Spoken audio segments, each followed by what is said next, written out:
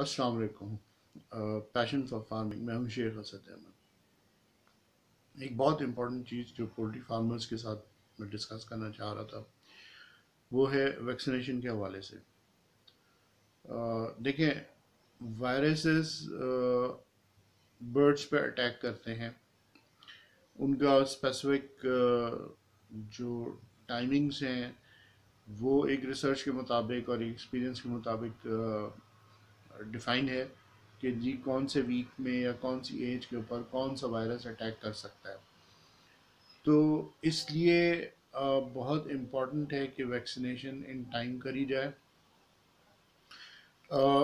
अगर एक छोटी सी मिसाल मैं आपको थोड़ी सी बता दूं और समझा दूं कि वायरसेस क्या हैं। वायरसेस बेसिकली लाइव होते हैं और इनकी एंटीबॉडीज़ क्रिएट करने के लिए, क़ुव्वत मुदाफ़अत बढ़ाने के लिए हम वैक्सीनेशंस करते हैं। यानी कि हम लाइव वायरस बर्ड्स की बॉडी के अंदर इंजेक्ट करते हैं या थ्रू आई ड्रॉपिंग्स हम उनकी बॉडी के अंदर डालते हैं, ताकि अगर जो बाहर से वायरस को अटैक करे तो बर्ड का इम्यून सिस्टम पहले से स्ट्रांग हो, उनके अंदर एंटीबॉडीज़ बन चुकी हों और वो जो बाहर से आने वाला वायरस है उसको उसके अटैक के ख़िलाफ़ रिएक्ट कर सके, ताकि बर्ड आपका सेफ रहे। इसलिए ये एक छोटा सा एक मैसेज है कि वैक्सीनेशन हमेशा इन टाइम कर लेनी चाहिए। और ताकि आपने जिस तरीके से, अगर हम थर्ड डे के अंदर हम एनडी की ड्रॉपिंग कर रहे हैं, तो थर्ड डे से मकसद ये है कि पोटेंशियल है कि थर्ड डे के बाद एनडी अटैक करती हो इम्यून सिस्टम के ऊपर। आपने थर्ड डे के अंदर वैक्सीनेशन डाल दी तो ये एंटीबॉडीज़ बनने में 3 से 5 दिन लेता है। अगर इसके दौरान, इससे पहले अगर एक्सटर्नल वायरस का अटैक हो जाए तो आपका इम्यून सिस्टम डेवलप नहीं होगा और आपको नुकसान होने के चांसेस हैं।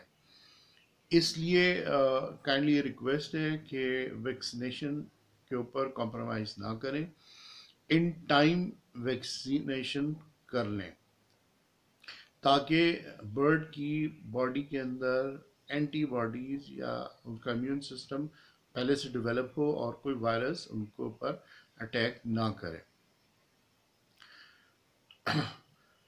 सेकंड, जब आप कोई वैक्सीन लेकर आए और आपने इरादा करना है कि आपने वैक्सीनेशन करनी है, तो सबसे पहले आप बर्ड्स की कंडीशन को देखें, उनका रिकॉर्ड देखें, उनमें मोर्टेलिटी रेट है कि नहीं है, या कोई ऐसे सिम्टम्स नज़र आ रहे हों कि आप समझते हो कि जी चिक्स बीमार हैं या इनमें कोई प्रॉब्लम है।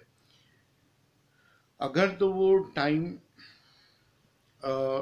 एंडी का है या गम्बोरो का है, आप एक एक्सपीरियंस लगाते हैं कि जी इस एज में ये चीज़ अटैक करती है और आपने उसको वैक्सीन लगानी है, तो अगर बर्ड्स पहले से कुछ बीमार हैं और आपने उनको उस बीमारी के अंदर वैक्सीनेशन कर दी, तो भी आपको नुकसान होने के चांसेस हैं। इस सिनेरियो के अंदर बहुत इंपॉर्टेंट है किसी एक्सपीरियंस फार्मर से या आप अपने वेट से डिस्कस करें और डिस्कस करने के बाद आप इसको वैक्सीनेट करें। अगर थोड़ा बहुत भी अटैक हो गया होगा बर्ड्स के ऊपर और ऊपर से आपने वैक्सीन कर दी, तो जिनके अंदर तो वायरस है वो तो मरेंगी मरेंगी और बाकी को भी स्प्रेड करेंगे। तो इसलिए ये कुछ सेंसिटिव चीज़ें हैं, इसको आप स्टडी करें और कोई भी स्टेप लेने से पहले अपने सीनियर से या जिनसे आपने चेक्स लिए हैं उनके वेट से इसको डिस्कस करें। और यहाँ खैर रावलपिंडी के अंदर तो पोल्ट्री इंस्टीट्यूट्स वगैरह भी हैं, फिर एरिड यूनिवर्सिटी भी है, उनकी भी अपनी लैब्स हैं। आप उधर जाके उसको फ़ौरन बर्ड को चेक करवाएं और उनकी जो हिदायत है उसके मुताबिक उसको वैक्सीनेशन करें। थर्ड, जब आप वैक्सीन एक दफ़ा ले जाएं और अगर आपने वैक्सीन खोल दी तो आप उसको बर्ड्स पे यूज़ कर लें।